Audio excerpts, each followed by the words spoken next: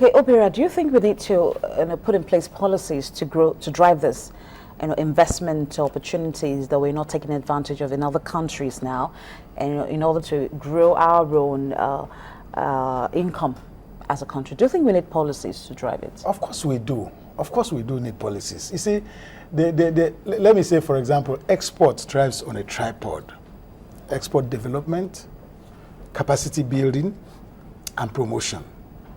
What you have now in Nigeria is an export promotion that is being forced to do capacity building and do development.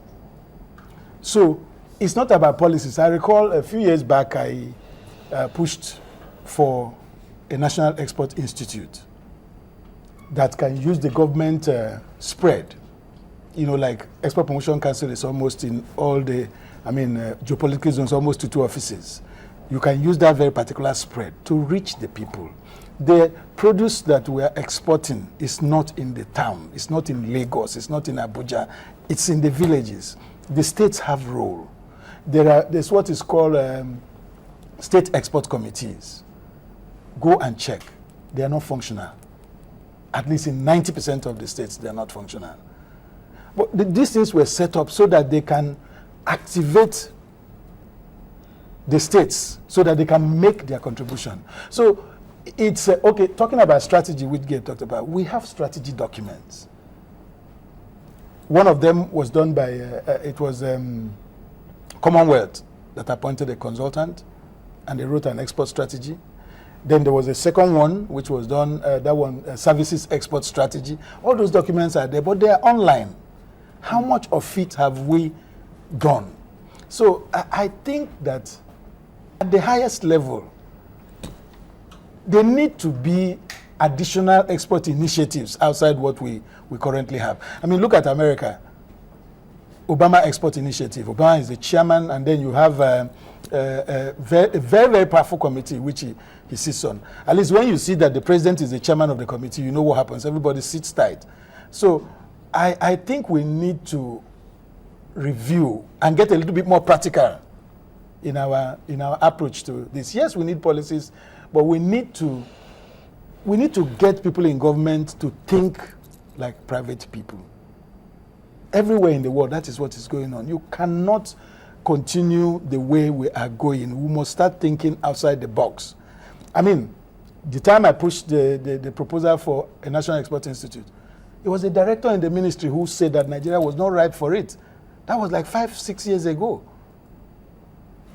We think that Indians are not magicians. The people are knowledgeable. You have courses, short courses, medium courses, long courses, all of them relating to trade. How many of your institutions are running degrees in international trade? So it's something that cuts across from capacity building side, from development, thanks to for the current Minister of Agriculture, who has done so much, that is capable of expanding our export base. But the point is, there is so much to be done, so much work. And I think someone needs to sit up. Okay, I think everyone up there should sit up to take the right steps. Before we go on a break, I would like to ask Gabriel this question. When we talk about international trade, trade relations, what's been the situation among African member countries? Are we really taking advantage of the opportunities and potentials that abound on the continent? Well, because of his intro, he mentioned that we just have 10%. The whole world economy between African countries is less than 10%.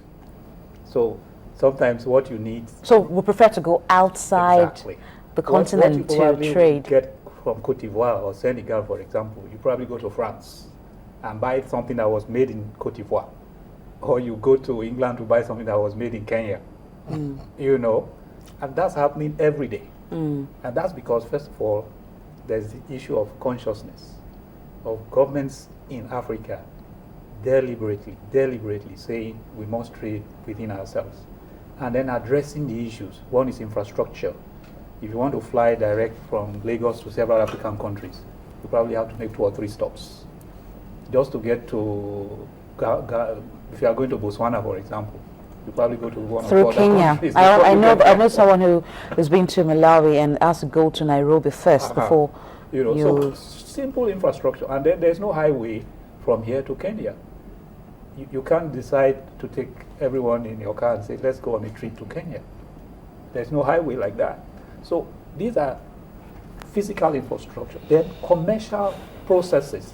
If you want to open a bill of lading between here and Kenya, I'm sure Obiora will tell you how complex it is. Whereas if you want to do it between here and London or here and Paris, in a few seconds, it's done.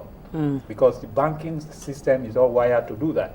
But if you want to do it with Uganda or somewhere, or Burkina Faso, you probably have to open the LC with a bank in the UK or in France, and then they route it back to Burkina Faso.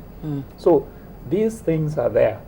But the real issue is the lack of political will on the part of our leaders in all African countries to recognize that this needs to be done and then taking action. Because sometimes they go to the AU meetings and they talk about all these things, how to grow the economy. Then they go back to their countries and everybody's happy, that they have talked about it, and nothing really happens. Yeah, Kinwale, we've been talking about Nigeria's trade relations. What are the benefits so far, and what are those areas we need to work on to be able to tap into more opportunities and, of course, enjoy more results from that. And we've been talking to Obi Amadu, Chairman Exports Group at the Lagos Chamber of Commerce and Industry, and also Gabriel Idahosa, an economist. Thank you, gentlemen, for stepping a part of the program. Very quickly, I'd like us to go into the EPA, the Economic Partnership Agreement that was rejected by Nigeria, I think, a few years ago. Obiora, what's your take on what that agreement was meant to achieve? Well, there was another EPA that lapsed before the discussion for this one started. I think it lasted for about 10 years. The issue was, at that point in time, it was only our products that were getting preferential treatment in Europe. But under the current WTO rules, it's a reciprocal thing. Your product gets preferential treatment in my area, my own gets in your area, because that's the issue. That's the reason this thing is being stalled, is that Nigeria and other African countries are saying that if we allow your goods to come in, then we're going to kill local industries. But what some of the guys from the EU are asking is, what did you do within the 10 years? Because see, globalization, something will be done. It's either it is done by you or it is done to you. So what is happening is that it's being done to us, which is why we are trying to.